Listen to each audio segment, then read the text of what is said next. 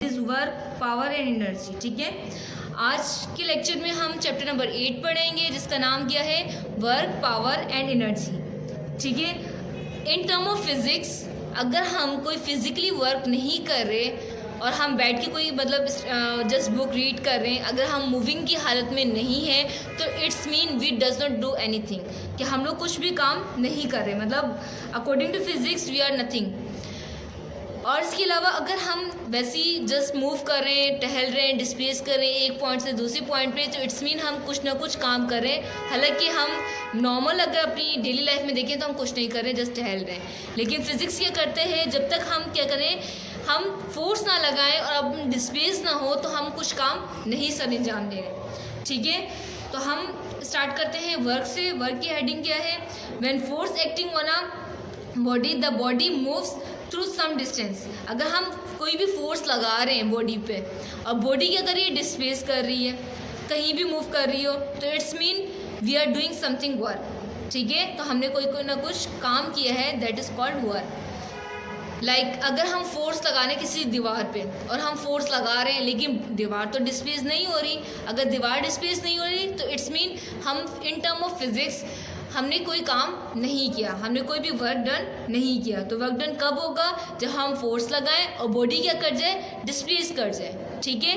Body अगर displace करेगी तो हम कहेंगे कि हमने काम किया है। ठीक है, work done, we are doing some work done. ठीक है, यही एक्सप्रेशन क्या है जो मैंने बात बोली है, इन टर्म ऑफ एक्सप्रेशन क्या होगी, डब्ल्यू क्या होता है, एफ इंटू डी, मतलब फोर्स इंटू डिस्प्लेसमेंट। हमने किसी भी बॉडी को क्या किया, फोर्स लगाई और वो बॉडी क्या कर रही है, डिस्प्लेस कर रही है, तो it's mean we are doing something work, that is W. तो F into D is called work done. ठीक है, अब वो क्या है, फोर्स वो एक्स एक्सिस की डायरेक्शन में भी हो सकती है और वो वाई एक्सिस की डायरेक्शन में भी हो सकती है, तो वो कॉस थीटा और साइन थीटा वाली टर्म इसके अंदर लग जाती है। तो जस्ट डेफिनेशन आपने फोकस करनी है कि वर्क की डेफिनेशन है क्या, सही है। तो हमने किसी भी बॉडी पे फोर्स लगाई और बॉडी क्या कर जाए, डिस्प्लेस कर जाए, तो इट्स मीन क्या है, work done, we are doing some work done. ठीक है, नेक्स्ट हेडिंग है पावर। पावर की डेफिनेशन क्या है, the ability of doing work is called power, कि जो काम करने की जो सलाहियत होगी वो जितनी होगी वो पावर कहलाएगी। लाइक जैसे अगर आप बल्ब की बात करें तो आपने सुना होगा कि ये इतना वॉट का बल्ब है, ये इतने वॉट का बल्ब है, तो वॉट क्या यूनिट है, पावर का यूनिट है। तो इट्स मीन क्या है, हमने क्या किया है, वर्क को मतलब वो हमारी पावर बताता है कि इसके अंदर इतनी पावर है चलने की। तो मतलब डेफिनेशन क्या हुई, the ability of doing work is called power, कि जो काम करने की सलाहियत है उसको हम पावर कह रहे हैं। ठीक है, तो इन टर्म ऑफ एक्सप्रेशन क्या है, पावर क्या है, work done upon time interval, कि जितना हम काम कर रहे हैं और कितने टाइम इंटरवल में हो रहा है वो हमारा क्या है, पावर, एवरेज पावर आ जाएगा पी। ठीक है, तो इसी एक्सप्रेशन को मज़ीद डिस्क्राइब करते हैं। देखो डब्ल्यू क्या है, फोर्स इंटू डिस्प्लेसमेंट, पावर क्या है, डब्ल्यू अपॉन टी, तो W की जगह क्या आ गया, फोर्स इंटू डिस्प्लेसमेंट, मतलब F इंटू डी, और ये T क्या है, पहले से जो हमारे टर्म में आया है कि वर्क अपॉन टाइम है। ठीक है, वर्क डन अपॉन टाइम है, तो T स्टैंड फॉर टाइम। अगर मैं इस एक्सप्रेशन को इस तरह लिख लूँ तो लिख सकते हैं, बिल्कुल लिख सकते हैं।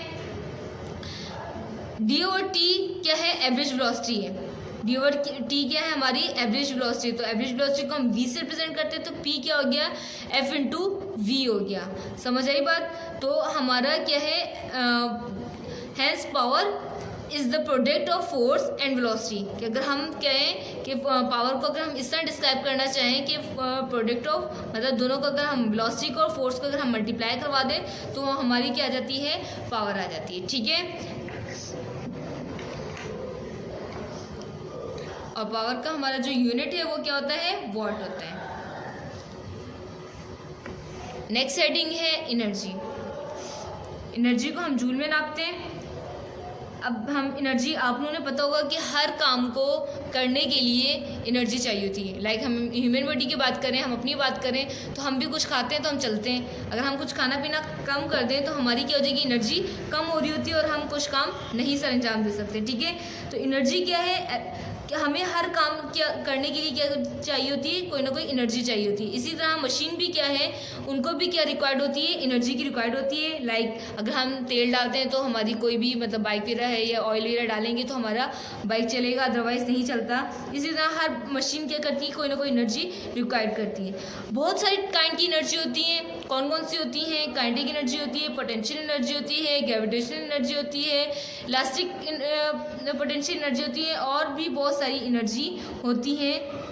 लाइक सोलर एनर्जी हो गया, और भी आपने बहुत सारी मैकेनिकल एनर्जी, इलेक्ट्रिकल एनर्जी, सारी क्या है, एनर्जी की काइंड है। फिलहाल हम जो डिस्कस कर रहे हैं वो काइनेटिक एनर्जी को डिस्कस कर रहे हैं। तो काइनेटिक एनर्जी है क्या?